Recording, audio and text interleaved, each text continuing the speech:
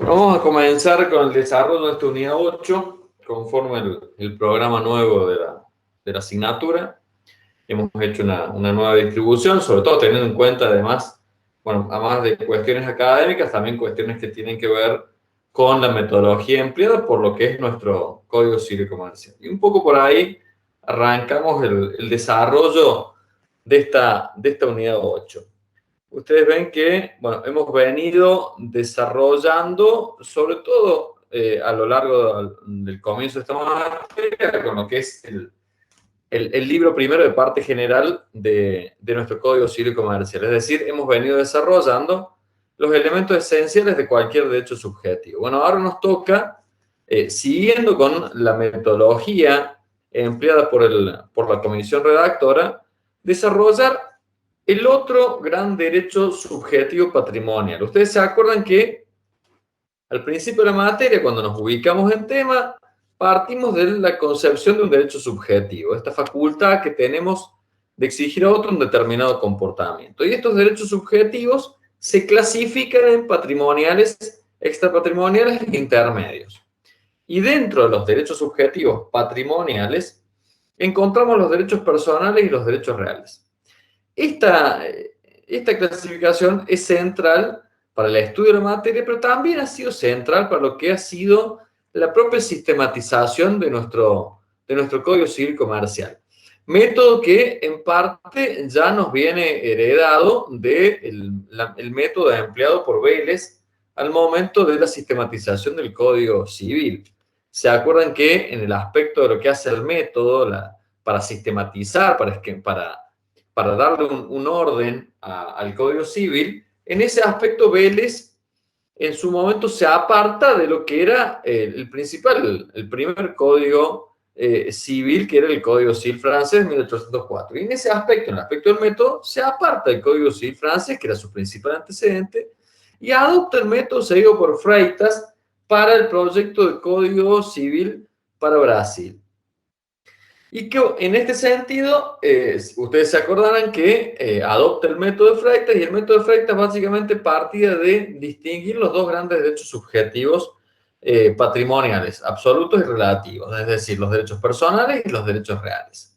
Y en base a esta clasificación y a esta división de los derechos subjetivos patrimoniales es que ordena su Código Civil.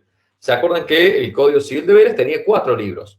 Los dos primeros podríamos decir que estaban destinados a los derechos personales, un tercer libro destinado a los derechos reales y un cuarto libro destinado a disposiciones comunes a los derechos reales y personales.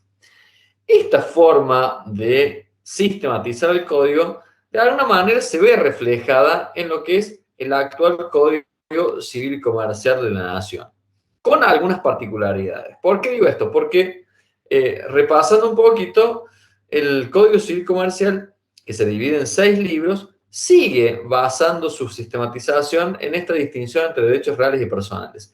Pero a ese método le suma un libro primero de parte general que no lo encontramos ordenado y esquematizado de esa forma en el Código Civil de Vélez. Es decir, que de alguna manera hereda el método de Vélez, pero adopta algunas particularidades nuestro Código Civil Comercial. Y es así que los derechos reales ahora son tratados en el libro cuarto del Código Civil y Comercial. Y como hemos visto, cuando el Código Civil Comercial aborda el estudio en general de cualquier institución jurídica, una de las particularidades en cuanto al método que tiene nuestro Código Unificado es que ni bien aborda el estudio de algún tema, alguna institución jurídica, siempre parte de analizar una teoría general, parte general o aspectos generales del instituto que esté analizando. Y luego, siempre tiene luego una parte especial, podríamos decirlo así, en donde toma o toca temas particulares. Esto se ve reflejado, por supuesto, en el libro primero. En el libro primero de parte general, aborda el estudio de los elementos esenciales de cualquier derecho subjetivo.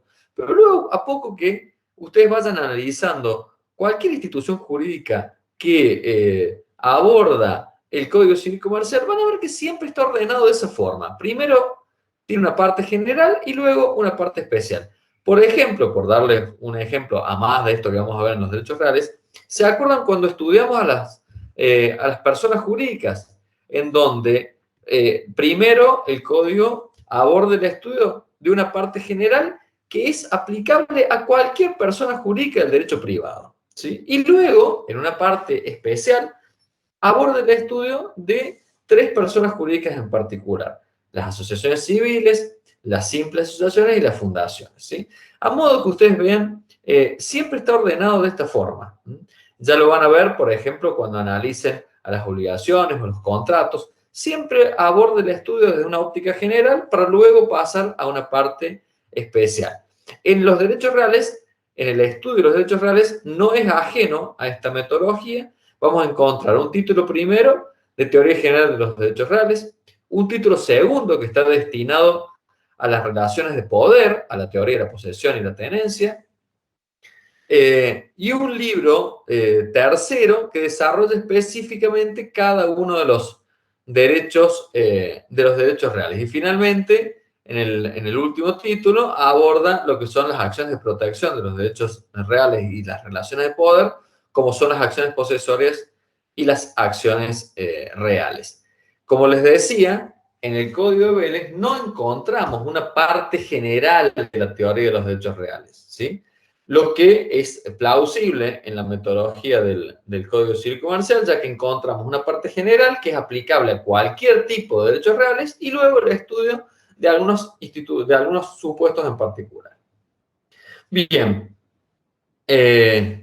siguiendo con el tema, normalmente, bueno, una vez que hemos ubicado metodológicamente los derechos reales, queda ahora, o corresponde ahora, comenzar con un concepto de derecho real. Y fíjense que el Código Civil Comercial se encarga en el artículo 1882 de brindarnos un concepto positivo de lo que es un derecho real. Y nos dice que el derecho real es el poder jurídico de estructura legal que se ejerce directamente sobre su objeto, en forma autónoma y que atribuye a su titular las facultades de persecución y preferencia. Y termina diciendo las demás previstas en este código. Fíjense que de este concepto podemos ir derivando alguna serie de caracteres que nos sirven para definir el derecho real y a su vez para distinguirlo del otro gran derecho subjetivo patrimonial que son los derechos personales, ¿sí? Fíjense que, en primer lugar, cuando comienza definiendo los derechos reales, nos dice que es un poder jurídico. Y esto da cuenta de una especie de relación inmediata que tienen los dos grandes elementos del derecho real, que son el sujeto y la cosa. Fíjense que el sujeto ejerce de manera directa e inmediata un poder jurídico autónomo sobre la cosa. ¿Y esto qué significa? Que el sujeto titular del derecho real va a poder ejercer su poder de dominio directamente sobre la cosa sin necesidad de intermediación de otra persona. Esto es una de las primeras diferencias que encontramos entre los derechos reales y los derechos personales, porque en los derechos personales, que se traduce en una facultad que tiene el acreedor de exigirle a su deudor una determinada prestación, por ejemplo, la facultad que tiene el acreedor de exigirle a su deudor el pago de una obligación de dinero. Por ejemplo, me debe dinero porque yo le vendí mercaderías. Bueno, yo ejerzo esta facultad, este derecho personal de exigirle a mi deudor el pago de esas mercaderías.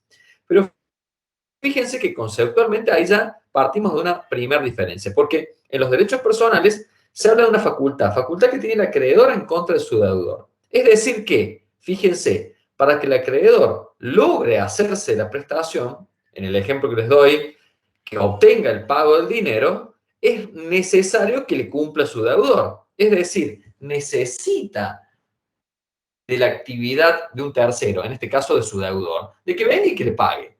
En cambio, en los derechos reales, definidos como un poder jurídico, el titular del derecho de dominio, del derecho real, no necesita de la acción de un tercero para poder usar la cosa. Directamente tiene un poder autónomo, directo, inmediato, sobre el objeto de su derecho real. Y a su vez, Otra de las grandes diferencias entre los derechos reales y los derechos personales es dos facultades en particular de las cuales gozan los derechos reales, que son las facultades de persecución y de preferencia. Ya no me quiero adelantar porque ya lo vamos a tratar en una presentación distinta. Pero a modo de introducción, vemos que el artículo 1882 del Código Civil Comercial nos empieza a brindar un concepto de derecho real a partir de algunas características que a su vez, insisto, nos sirven para distinguirlo de el otro gran derecho subjetivo patrimonial, que son los derechos personales, derechos de crédito u obligación, que son sinónimos. Bien, en cuanto al objeto, ya esto después lo vamos a seguir abordando cuando analicemos un derecho real en particular, que es el derecho de dominio, y vamos a analizar la extensión de este derecho. Pero en principio decimos que el objeto del derecho real se ejerce sobre la totalidad o una parte material indivisa de una cosa. El objeto también, como señala el 1883, puede consistir en un bien, ¿sí? en un derecho. Yo puedo ejercer un derecho real sobre un derecho o también obviamente, sobre una cosa. Es decir, que con la nueva redacción que nos brinda el Código Civil Comercial se amplía el concepto de objeto, en tanto dice que no se exige que la cosa esté en el comercio, admitiendo que se incluyen las cosas que no están en el comercio por su inenajenabilidad relativa y aquellas cuya enajenación fuere prohibida por una cláusula de no enajenar.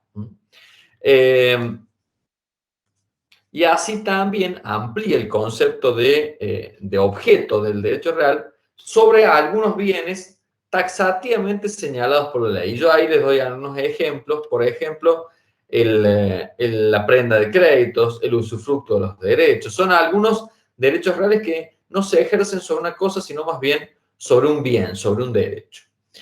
Lo importante de esto es que ustedes entiendan que cuando analicen el derecho real van a tener o van a encontrar dos grandes elementos de este derecho real. El sujeto, que es el titular del derecho, y el objeto, que es la cosa o el bien sobre la cual el titular del derecho ejerce ese poder jurídico. Y en la nueva redacción que nos brinda el código, es como que de alguna manera el concepto de objeto del derecho real se ha visto ampliado. En cuanto a la estructura, esta es otra de las diferencias. Ustedes advertirán que el programa les pide diferencia entre los derechos reales y los derechos personales. Otra de las diferencias que ustedes van a advertir con los derechos personales es que los derechos reales solamente pueden ser creados por ley. Es decir, que no rige en este aspecto la autonomía de la voluntad. Dos personas no podrían crear un nuevo derecho real distinto de los que ya están previstos en la ley. La ley es la única que puede establecer cuáles son los derechos reales vigentes en nuestro derecho positivo. De allí que se deriva el principio del numerus clausus, es decir, que los derechos reales están enumerados taxativamente por la ley.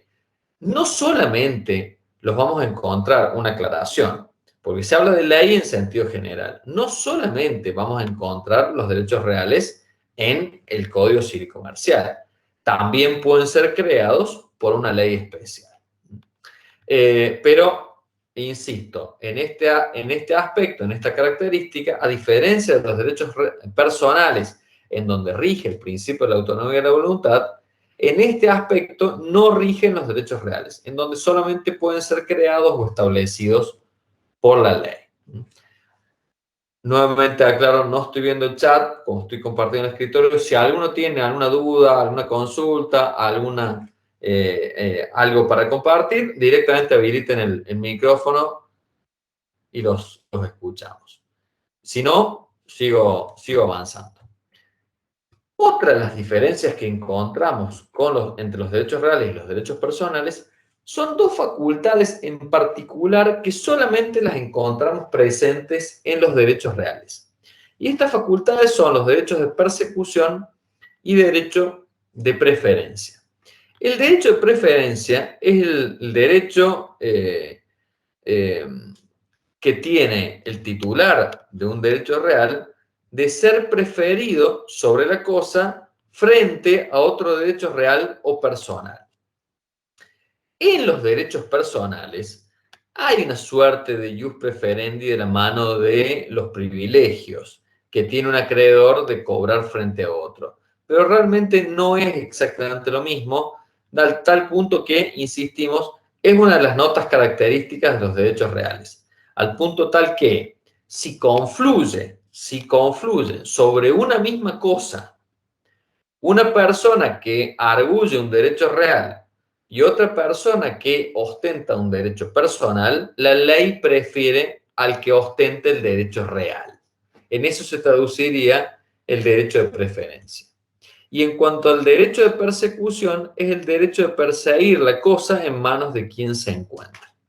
Esta es una facultad que también solamente gozan los derechos reales. Obviamente, de la mano del derecho de persecución vienen las acciones reales y las acciones posesorias que establecen nuestro derecho positivo en protección de las relaciones de poder o de los derechos reales. Pero, insisto, son dos facultades que normalmente son notas características de los derechos reales y nos sirven para distinguirlos de los derechos personales. Hay otras diferencias entre los derechos reales y personales, pero ya van a ir surgiendo a medida que avancemos en el desarrollo del teórico. Ahí el código nos habla, mejor dicho, el programa nos habla de clasificación y enumeración de los derechos reales. Yo recién les decía que rige en los derechos reales el principio del numerus clausus, es decir, que los derechos reales solamente pueden ser creados por ley, como una excepción al principio de la autonomía de la voluntad. El Código Civil y Comercial, en el artículo 1887, se encarga de brindarnos una enumeración. Esta enumeración, sin perjuicio del principio del numerus clausus, no es taxativa, sino más bien enunciativa. ¿Y por qué aclaro esto? Porque bien podría venir luego una ley especial que creara un nuevo derecho real distinto de los que están enumerados en el artículo 1887. Lo que sí es importante que ustedes entiendan es que no pueden venir dos particulares y crear un nuevo derecho real, ¿sí? La ley es la única que está habilitada en nuestro derecho positivo para crear un nuevo derecho real. Pero, por eso insisto, sin perjuicio del principio del numerus clausus, la enumeración que hace el artículo 1887 debemos entender que es enunciativa, porque luego podría venir otra ley especial y crear un nuevo derecho real a los que se agregaría a esta enumeración del 1887. Y acá el 1887 nos da una enumeración, insisto, enunciativa, que nos da cuenta de cuáles son hoy por hoy los derechos reales que están vigentes en nuestro derecho positivo. Y así menciona el dominio, al condominio, la propiedad horizontal, los conjuntos inmobiliarios, el tiempo compartido, el cementerio privado, la superficie, el usufructo, el uso, la habitación, la servidumbre, la hipoteca, la anticresis y la prenda. En esta unidad 8 vamos a desarrollar algunos de estos derechos reales. Sobre todo, vamos a desarrollar el que es por excelencia el más extenso de todos los derechos reales, que es el derecho de dominio. Vamos a estudiar también al derecho real de condominio, vamos a estudiar la propiedad horizontal y luego, a su vez, vamos a estudiar algunos derechos reales de garantía, como son la hipoteca y la prenda. No podemos agotar estudiar todos los derechos reales, o sea, sería muy extenso, pero vamos a tratar de estudiar, visualizar los más significativos, por decirlo así. Bien, ¿cómo se clasifican los derechos reales? Acá vamos a encontrar varias clasificaciones. La primera clasificación que encontramos es aquella que distingue los derechos reales sobre cosa propia o sobre cosa ajena. Y nos dice, fíjense, en 1888, nos dice que, en primer lugar, son derechos reales sobre cosa total o parcialmente propia, el dominio, el condominio, la propiedad horizontal, los conjuntos inmobiliarios, el tiempo compartido, el cementerio privado y la superficie, si existe propiedad superficiaria. Los restantes derechos reales recaen sobre cosa ajena. Fíjense que cómo arranca este 1888 diciendo que son derechos reales sobre cosa total o parcialmente propia. ¿Por qué aclara esto? Porque, por ejemplo, el dominio es un derecho real sobre cosa totalmente propia. En cambio, el condominio es un derecho real que le pertenece a varias personas sobre una misma cosa. Por lo tanto, es un derecho real sobre cosa parcialmente propia. Lo mismo sucede con la propiedad horizontal, los conjuntos inmobiliarios, el tiempo compartido, el cementerio privado y la superficie. Son derechos reales sobre cosa parcialmente propia. Y aclara el artículo, el resto de los derechos reales recaen sobre cosa ajena. Por darles un ejemplo, el usufructo, el uso, la habitación, los derechos reales de garantía como la prenda o la hipoteca, son derechos reales que recaen sobre cosa ajena.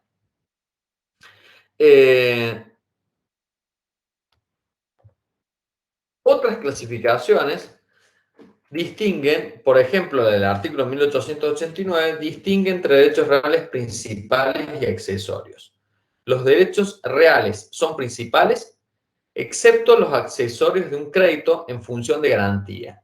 Son accesorios la hipoteca, la anticresis y la prenda. Es decir, que, por regla general, los derechos reales son principales, es decir, que se bastan a sí mismos y no dependen de otro crédito o de otro derecho personal o de otro derecho real para valerse o poder ejecutarse. Con la excepción de la hipoteca, la prenda y la anticresis, que son derechos reales accesorios.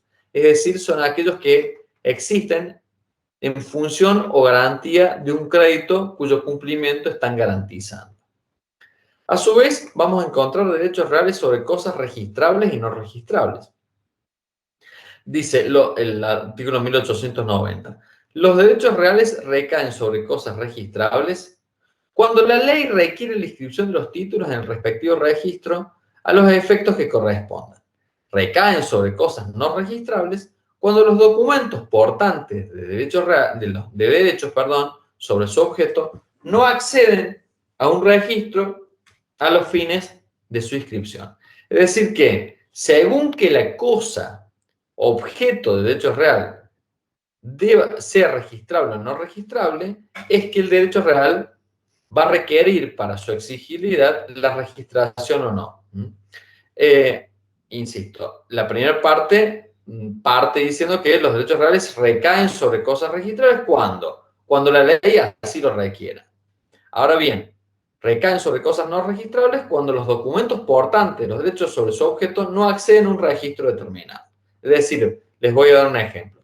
Por ejemplo, el derecho real de dominio que yo ejerzo sobre un inmueble.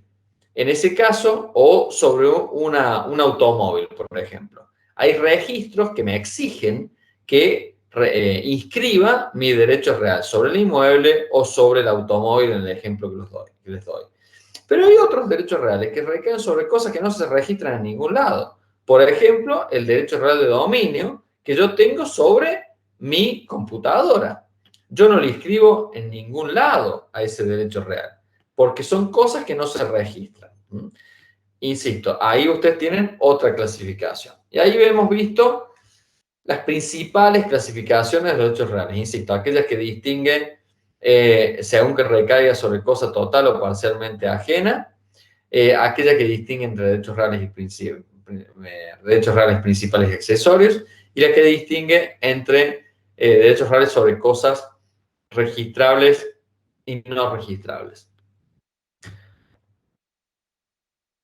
Bien, ¿cómo se adquiere un derecho real? Bueno, hasta acá hagamos un paréntesis, un impasse. Hasta acá hemos establecido cuál es la metodología que siguió la comisión redactora de este Código Civil y Comercial y dónde está ubicado básicamente el tratamiento de los derechos reales, en este libro cuarto. Y comparamos un poco la metodología del Código Civil y Comercial con la metodología empleada por el Código de Beques. Una vez que ubicamos metodológicamente y sistemáticamente hablando al estudio de los hechos reales, pasamos a brindar un concepto.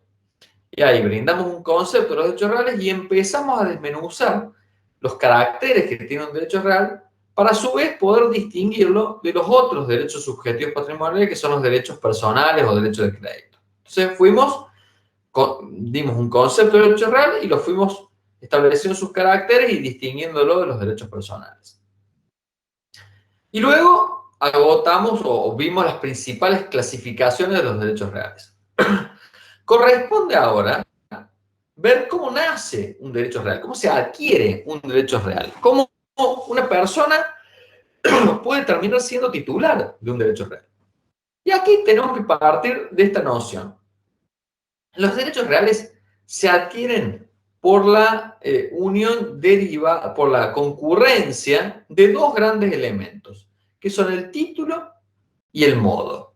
El título es el instrumento, el acto jurídico revestido de las formalidades que exige la ley para transmitir o constituir un derecho real. Por darles un ejemplo, si yo quiero adquirir un derecho real sobre un inmueble, el título suficiente es la escritura pública que celebramos en un escribano entre comprador y vendedor, ¿sí? Esa escritura pública es el título que me sirve para transmitir o constituir un derecho real. Pero este no es el único elemento que vamos a tener en cuenta para que se adquiera un derecho real, para que nazca un derecho real en cabeza de una determinada persona. El otro gran elemento es el modo. El modo es la forma que yo tengo de adquirir el derecho real. Y ahí vamos a encontrar modos originarios y modos derivados, ¿sí? El modo originario puede ser, por ejemplo, la usucapión. En tanto que un modo derivado puede ser la tradición de la cosa que me hace el anterior titular de derecho real a mí que soy el adquirente. Entonces, básicamente, el modo es la tradición, la entrega de la cosa. Y a su vez, en determinados derechos reales, vamos a requerir un elemento más que es la inscripción registral. Pero esa inscripción registral va a tener distintos efectos según el objeto sobre el cual recaiga. ¿Por qué les digo esto? Porque en materia de inmuebles, la inscripción registral, en donde yo voy al registro de propiedad e inscribo la escritura pública, ¿sí? Esa inscripción registral en materia de inmuebles es declarativa del derecho. ¿Qué significa esto? Que el derecho real ya nació por unión del título y el modo. Es decir, cuando celebramos la escritura y me hizo la entrega del inmueble mi vendedor, ¿sí? Pero para que ese título y modo sean visibles frente a terceros, es que la ley me exige la inscripción registral. ¿En dónde? En el registro de propiedad. Pero esa inscripción registral, insisto, tiene efecto declarativo del derecho. El derecho ya nació antes. Lo que hace la inscripción es declararlo frente a terceros. Pero hay otros objetos de derechos reales que requieren una inscripción registral constitutiva del derecho. ¿Qué significa esto? Que antes de que se inscriba, no hay derecho real. Recién con la inscripción en el registro, van a hacer el derecho real en cabeza de su titular. ¿Y en qué caso se aplica esto? Sobre todo en materia de automóviles. En materia de automóviles y de animales pura sangre de carrera, la inscripción registral es constitutiva del derecho. Es decir que por más título, por más boleto, por más 08 que me firmen, hasta que yo no inscriba el auto a mi nombre en el registro de automotor, no nace en mí el derecho real. Lo mismo sucede con los animales pura sangre de carne. Por eso es que decimos que en materia de automóviles, la inscripción registral es constitutiva del derecho, a diferencia de lo que sucede en materia de inmuebles, en donde la inscripción registral es declarativa del derecho. ¿Se advierte la diferencia? Insisto, ¿cuáles son los dos grandes elementos que tienen que confluir para que nazca un derecho real? El título y el modo. El título, que por regla general es el instrumento dotado de todas las formalidades necesarias para que nazca el derecho real, y el modo, que en términos generales le entrega la tradición de la cosa. Y a eso, insisto, le tenemos que sumar un tercer requisito o elemento que es la inscripción registral, con la aclaración de que esta inscripción registral no tiene los mismos efectos según que estemos analizando si el objeto sobre el cual recae el derecho real es un inmueble o una cosa mueble.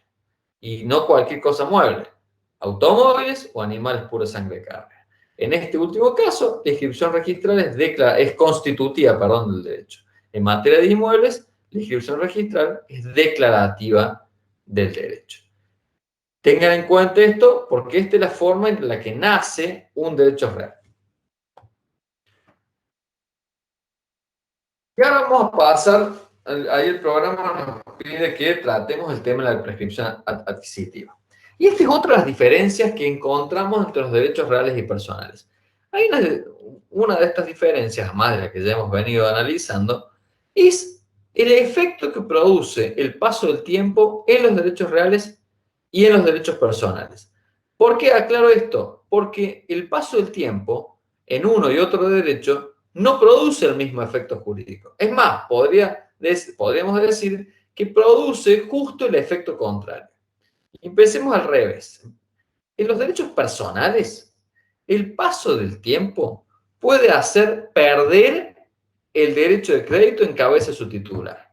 Les doy un ejemplo. Se sucede un accidente de tránsito y yo soy la víctima, tengo 3 años para exigir la reparación de los daños causados. Si transcurre el plazo que me otorga la ley y yo no acciono, no ejerzo mi derecho personal o ejerzo mi derecho de crédito, yo lo pierdo, ¿sí? Es decir, que el paso del tiempo en materia de derechos personales hace perder el derecho. Mi inacción, ¿sí?, me hace perder el derecho. Yo, por ejemplo, le vendo mercaderías a un minorista, el minorista no me paga, yo tengo 5 años para exigir el cumplimiento de esa obligación. Si dejé vencer el plazo, me embromo. Es decir, el derecho me castiga, por decirlo así, castiga mi inacción con la pérdida del derecho. El fisco, por ejemplo, la municipalidad, tiene 5 años para perseguir el cobro de los impuestos, tasas o contribuciones. Si deja vencer ese plazo, prescribe el derecho, lo pierde. En cambio, en materia de derechos reales, el transcurso del tiempo genera el efecto exactamente contrario.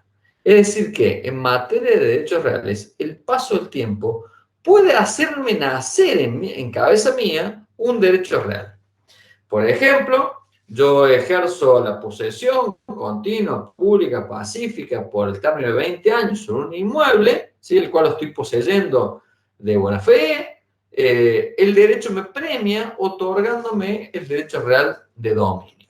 Fíjense cómo el transcurso del tiempo, insisto, produce efectos justo contrarios en materia de derechos reales y en materia de derechos personales. En estos últimos, en materia de derechos personales, hace perder el derecho.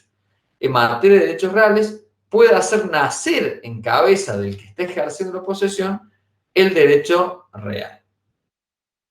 Y ahí, bueno, la fórmula distingue entre lo que es la prescripción adquisitiva breve y la larga. En el caso, analizando en materia, por ejemplo, de inmuebles, en materia de inmuebles la prescripción breve es de 10 años si yo acredito justo título y buena fe.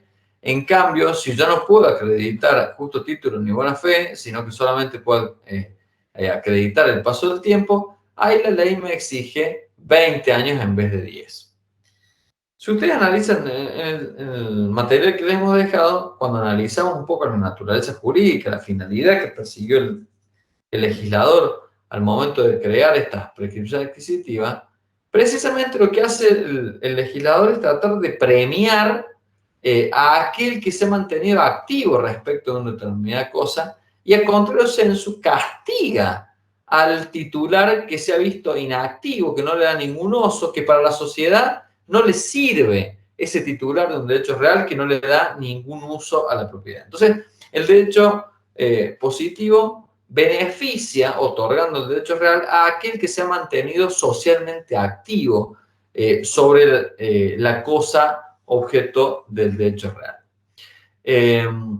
En tanto que la prescripción adquisitiva larga es cuando yo no tengo ni justo título ni buena fe, y ahí el derecho me exige el plazo de 20 años. No sé si decirlo que me castiga, pero sí decir que como yo no reúno estos elementos del justo título y la buena fe, la ley me exige un transcurso del tiempo exactamente el doble, un transcurso del tiempo mayor. ¿Para qué? Para que eventualmente el titular del derecho real se pueda oponer a mi posesión y recuperar la cosa. Por eso es que la ley otorga un plazo más extenso en materia de prescripción adquisitiva larga. ¿Se escucha bien hasta acá? ¿Venimos bien? Si alguien me puede decir o me quedé hablando solo. ¿Se escucha bien? Sí, profe, se entiende también bien. Bárbaro, buenísimo. Ahí fíjense, hay una pregunta final en la presentación que dice, ¿cómo debe ser la posesión para prescribir? Porque hay, partamos de un ejemplo, como para que ustedes visualicen esta institución de la prescripción adquisitiva que se nos presenta como un modo de adquirir un derecho real y que tiene realmente una implicancia práctica de suma importancia. Y ahí les doy un ejemplo. Imagínense que ustedes se encuentran con un lote vacío en Villa Larica, ¿sí? En donde a la vista no hay ninguna construcción, no hay ningún mantenimiento, no está cerrado, no hay un poseedor aparente o a la vista sobre ese terreno. Entonces, ¿qué hago? Comienzo a poseerlo, ¿sí? Lo cierro, empiezo a pagar los impuestos, empiezo a hacer alguna construcción, es decir, le empiezo a ejercer la posesión, a usarlo a ese terreno no reconociendo en otro la calidad de dueño. Es decir, me empiezo a comportar como si yo fuera el dueño de ese terreno. Fíjense que la ley me exige, para que yo pueda adquirir el derecho real sobre ese terreno, la ley me exige dos grandes elementos. Un primer elemento que es la posesión, es decir, comportarme como dueño sobre ese terreno en el ejemplo que yo les doy. Y el otro gran requisito es el transcurso de X cantidad de tiempo. Que allí, según los requisitos que yo logre reunir, si yo reúno justo título y buena fe, la ley me beneficia con una prescripción adquisitiva breve.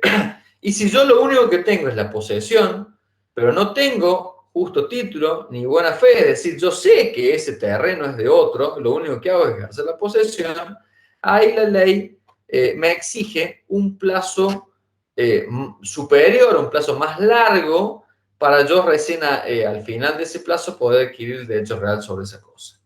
Pero ¿cómo debe ser esta posesión?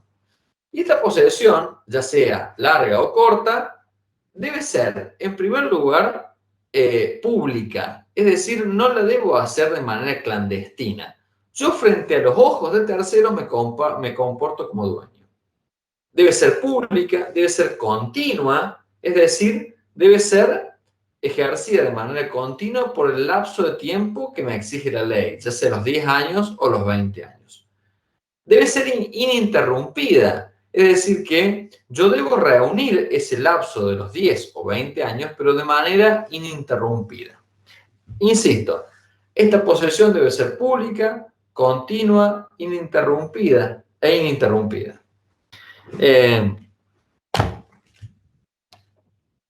Ese es uno de los elementos y por el plazo que me exige la ley, los 10 o los 20 años, según, insisto, que yo reúna los otros requisitos. Es decir, a más de la posesión, debo reunir el justo título y la buena fe. Una aclaración. Buena fe significa que yo soy consciente de que yo ejerzo la posesión sobre esa cosa y no reconozco en otro la calidad de dueño. En tanto que el justo título es aquel instrumento rodeado de todas las formalidades necesarias para adquirir un derecho real, pero que es otorgado por persona que no es capaz de poder otorgarlo o que tiene o que presenta algún vicio. Por ejemplo, concurrimos ante la escribanía, celebramos la escritura traslativa de dominio y luego resulta que quien se presentaba como vendedor no es tal o no tenía la capacidad suficiente para poder transmitirme el derecho real. Pero obviamente yo desconocía de estas circunstancias y de allí que lo llamemos a ese instrumento justo título y me exige la ley además la buena fe. buena fe creencia, que se traduce en el hecho de desconocer de la existencia, por ejemplo, de este vicio que me imposibilitaría luego la adquisición del derecho real. Bien, hasta acá hemos analizado lo que sería la metodología empleada por el código, hemos conceptualizado los derechos reales, vimos algunos caracteres propios de los derechos reales y pudimos distinguirlo así del otro derecho subjetivo patrimonial, que son los derechos de crédito. Clasificamos a los derechos reales, algunas de las clasificaciones principales, y finalmente establecimos cuáles son los elementos que se tienen que dar para que nazca en cabeza de una persona un derecho real. Y de allí establecimos que se deben unir los elementos del título y los elementos de la tradición. Y luego pasamos a analizar otro modo de adquirir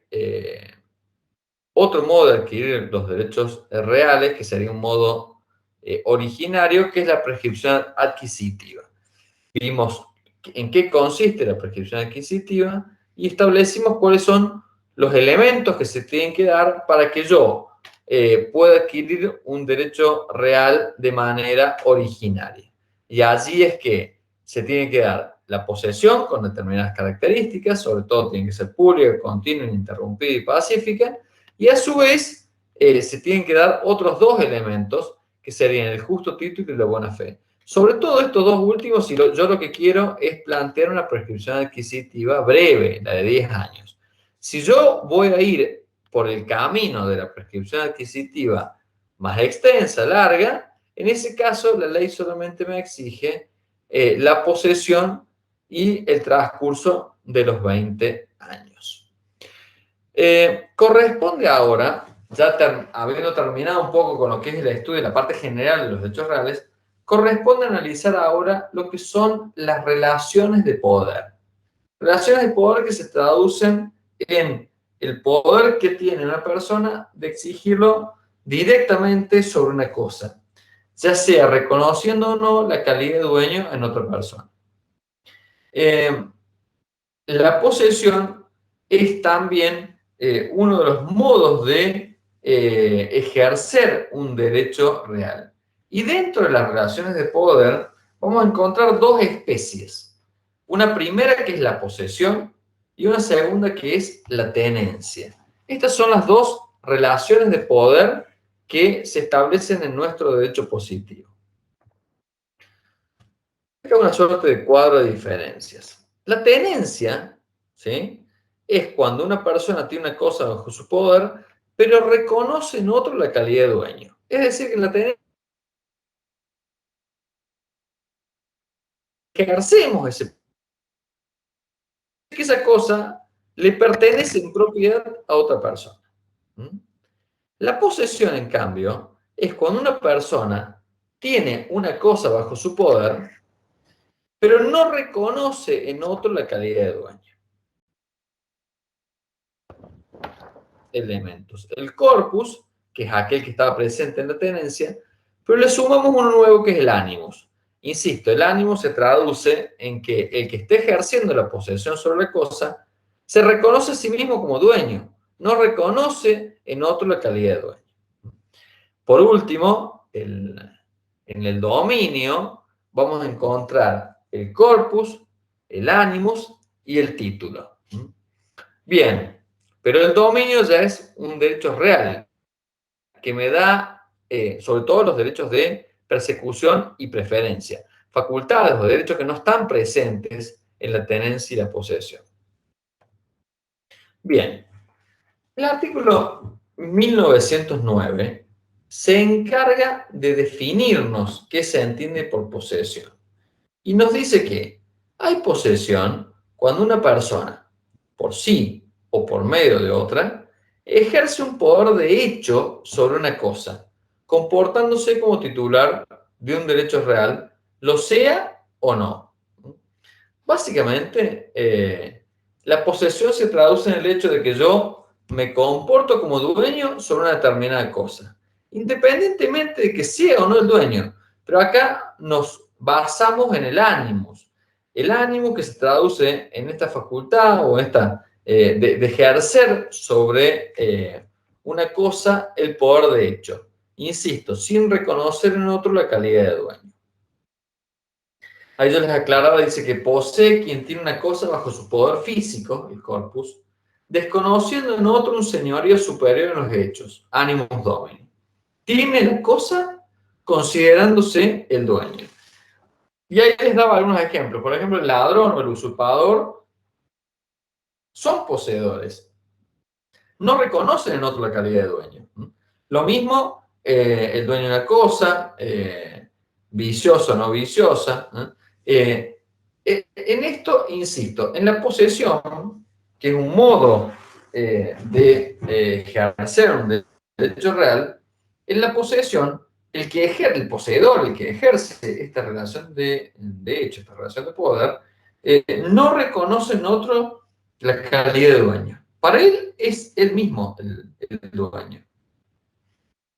Esta es la gran diferencia con la tenencia. Porque en la tenencia, nos dice el artículo 1910, dice, hay tenencia con una persona, por sí o por medio de otra, ejerce un poder de hecho sobre una cosa y se comporta como representante del poseedor. Es decir, que en la tenencia yo también ejerzo el poder sobre una cosa, pero reconozco en otro la calidad de dueño. ¿Sí? Yo sé que soy un tercero para esa cosa. Reconozco en otro la calidad de dueño. Les voy a dar un ejemplo, a ver, bien patente. Yo voy y celebro un contrato de compra-venta por el cual compro un departamento. Se celebra la escritura y se me hace entrega de la tradición, se me hace entrega de la cosa. Sobre ese departamento, al haber adquirido un derecho de dominio, yo me voy a comportar como dueño. En cambio, imagínense que en vez de que el departamento sea objeto de una compra-venta, fuera objeto de una locación, de un alquiler. En ese caso, el tenedor, el inquilino, tiene la cosa bajo su poder, pero reconoce en otro la calidad de dueño. Reconoce en su locador, en el propietario, la calidad de dueño. Fíjense cómo entre posesión y tenencia confluye un determinado elemento que es que yo tengo la cosa bajo mi poder, pero en el caso de la posesión yo me comporto como dueño y no reconozco en otro la calidad de dueño. En cambio, en la tenencia, yo tengo la cosa bajo mi poder, pero reconozco en otro la calidad de dueño. Esas son las principales diferencias entre estas dos relaciones de poder, entre la posesión y la tenencia. ¿Qué efectos produce la posesión? Bueno, ahí dice, la posesión tiene los efectos previstos en los artículos 1895 y 97 de este código. Es decir, que configura un presupuesto indispensable para la adquisición legal de derechos reales de cosa mueble e inmueble. Y a menos que exista disposición legal en contrario, el poseedor debe satisfacer el pago total de los impuestos, tasas y contribuciones que graven la cosa y cumplir la obligación de cerramiento. Bien, insisto, uno de los principales efectos que tiene la posesión es que es presupuesto indispensable para adquirir un derecho real sobre una cosa mueble o inmueble. En cuanto a la tenencia, en cuanto a los efectos de tenencia, recordemos que en la tenencia, el caso del locatario, del inquilino, reconoce en otro la calidad de dueño. Por lo tanto, yo no voy a usucapir nunca, en la medida en que yo siempre reconozca como dueño a una tercera persona. En el caso de la tenencia, a ellos les apuntaba algunas características principales. En primer lugar, el deudor debe conservar la cosa, pero también puede reclamar al poseedor el reintegro de los gastos. A su vez, debe individualizar y comunicar al poseedor de quién es el representante si se lo turbara o en razón de la cosa. Y de no hacerlo, responde por los daños ocasionados al poseedor y pierde la garantía por evicción si ésta corresponde. Insisto, en la posesión, el efecto principal es que yo me comporto como dueño. En la tenencia, el efecto principal es que yo reconozco en otro la calidad de dueño y por lo tanto debo restituir la cosa a quien arguya, a quien argumente el derecho a reclamarle, el derecho de dominio para reclamarle. En la posesión yo me comporto como dueño. En la tenencia yo también tengo la cosa bajo mi poder, pero no me comporto como dueño. Reconozco que otro es el dueño, el titular del derecho real de dominio sobre la cosa que yo estoy teniendo, que estoy bajo mi tenencia. Bien.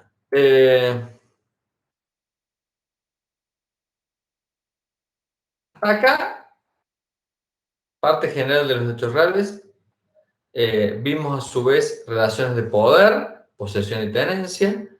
Corresponde ahora, hasta acá lo que sería una parte general, ¿sí? Una parte general de los derechos reales.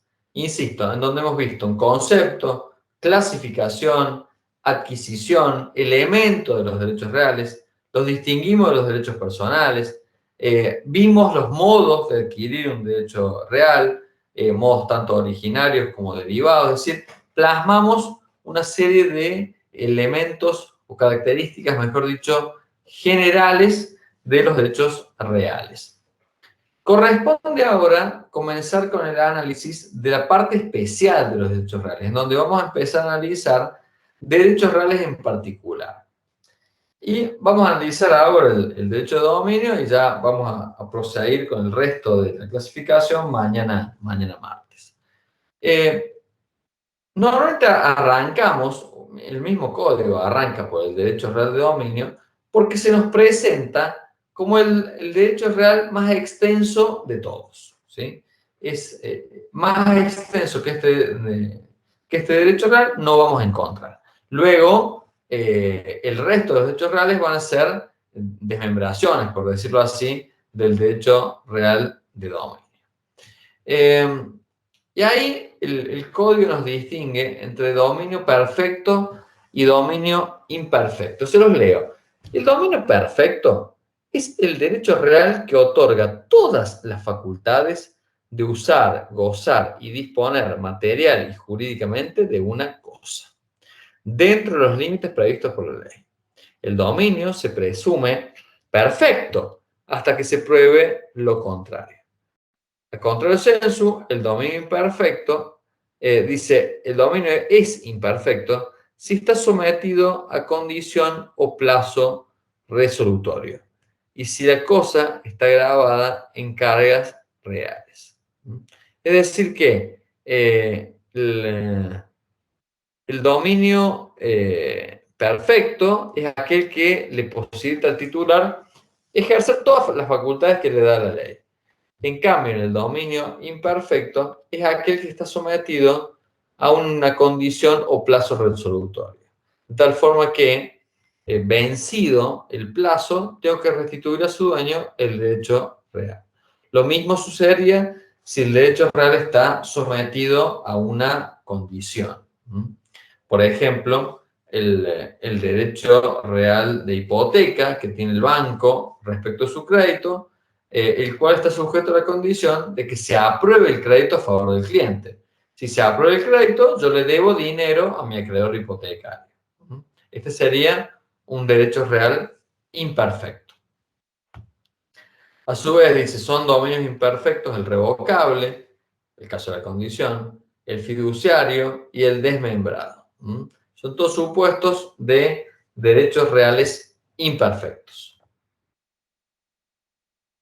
En cuanto a los caracteres del derecho de dominio, bueno, en primer lugar, podemos decir que es el derecho real más extenso que prevé nuestro derecho positivo.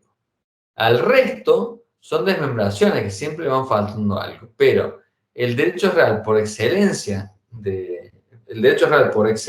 y el más extenso, por decirlo así, es el derecho real de dominio. A su vez, otras características, más extenso, perdón, en cuanto a las facultades que confiere. A su vez, otras características que podemos mencionar es la perpetuidad. El dominio es perpetuo, no tiene límite de tiempo y subsiste con independencia de su ejercicio. Por supuesto, salvo que venga otra persona y pretende ejercer o adquirir el derecho real sobre esa misma cosa a través de la prescripción adquisitiva. Pero si no, no depende que perdure el derecho real en mi patrimonio al hecho de que yo tenga que estar practicando algún ejercicio en relación a ese derecho, a esa cosa o objeto de un derecho real. Y vale la aclaración del 1942 que dice que no se extingue aunque el dueño no ejerza sus facultades o las ejerza otro, excepto que este adquiere el dominio por prescripción adquisitiva. Lo que yo les decía, o sea, en el caso del derecho real es perpetuo. No requiere para su existencia del ejercicio de este derecho real. Cuando fallece el titular, se extingue recién ahí el derecho, con excepción obviamente del régimen sucesorio. Y en cuanto a la exclusividad, el dominio es exclusivo y no puede tener más de un titular. Es decir, dos personas no pueden ser titulares por el todo sobre la misma cosa. Sí podrían ser condóminos, ¿sí? Pero no pueden ser propietarios sobre toda la cosa sin autorización previa. A su vez, el derecho real es exclusivo, es decir, que el derecho real de dominio, perdón, es exclusivo, de tal forma que dos personas no pueden tener el mismo derecho real de dominio sobre la misma cosa. Dos personas no pueden detentar el mismo derecho de dominio sobre la misma cosa. Sí se podría dar el caso de un condominio, pero ahí ya no es dominio, ¿sí? En el condominio hay más de una persona que ejercen el derecho real sobre la misma cosa. Pero en el caso del dominio es un derecho exclusivo. Dos personas no pueden ejercer sobre la misma cosa por el todo el mismo derecho real de dominio. Y por último, la facultad de exclusión, que es la posibilidad que tiene el titular del derecho real de dominio de excluir a otro en el uso de la cosa. Bueno, en cuanto a la extensión, ahí yo les decía que es el más extenso de los derechos reales y ahí tendríamos que estar analizando, según que estemos analizando una cosa mueble o una cosa inmueble. Porque en las cosas muebles es muy difícil determinar la extensión del objeto sobre el cual se ejerce el derecho real. Yo no estoy viendo la cosa mueble, ¿sí? Yo voy a un ejemplo bien sonso. Yo estoy viendo el automóvil o la pelota de fútbol sobre la cual ejerzo mi derecho real. En toda su extensión. No me es complicado definir la extensión de esa cosa mueble. El problema está en algunos aspectos en relación a los inmuebles. ¿Y por qué digo esto? Porque en cuanto a la extensión de la superficie es sencillo. Con los linderos y con los metros cuadrados yo puedo determinar la extensión de esa cosa inmueble. Pero luego ya se empieza a complicar un poquito. ¿Qué pasa con el espacio aéreo? Yo puedo extender hasta la luna la superficie de mi terreno. No. Lo que hay aclara la ley es que yo, en relación al espacio aéreo, voy a tener el derecho de dominio hasta el límite de las posibilidades de apropiación, hasta donde yo lo puedo usar, ¿sí? Yo no podría cobrarle a una aerolínea de aviones, de transporte público, de transporte de pasajeros, yo no le podría cobrar el uso del espacio aéreo cuando pasa justo arriba de mi casa. ¿Se entiende? Entonces, en cuanto a la extensión, en cuanto a la altura, está limitado la extensión en cuanto a las posibilidades de aprovechamiento. Bien. Hasta ahí hemos llegado con lo que es el dominio. Vamos a dejar para mañana lo que es el análisis del condominio, donde ya empezamos a analizar un derecho real parcialmente sobre cosa propia, y luego vamos a analizar un derecho real sobre cosa ajena a la propiedad horizontal, Y vamos a analizar los derechos reales de garantía, fundamentalmente la prenda y la hipoteca. Con esto hemos analizado la parte general de los derechos reales, insisto, lo ubicamos metodológicamente, vimos un concepto, vimos sus características, vimos cómo se adquiere un derecho real, vimos sus elementos y vimos uno de los modos de adquirir, otro modo de adquirir los derechos reales, que además de la tradición, que sería la entrega de cosas, la entrega voluntaria, vimos otro modo de adquirir originario, que sería la usucapión o prescripción adquisitiva. Esta sería una suerte de parte general. Y luego ya nos empezamos a adentrar en la parte especial de los derechos reales y analizamos puntualmente el dominio. Vimos el concepto de dominio, vimos sus caracteres, ¿sí? Vimos hasta dónde se extiende el derecho de dominio. Ah, me olvidaba algo. En la parte general analizamos las dos relaciones de poder que existen entre un titular y una cosa, de la mano de la posesión y de la tenencia. Vimos el concepto de uno de otro y vimos sus diferencias y sus principales efectos. Ahora empezamos a analizar el derecho real de dominio, el más extenso de todos, y luego ya en la clase de mañana vamos a analizar el resto de los derechos reales que más destacamos en nuestro programa.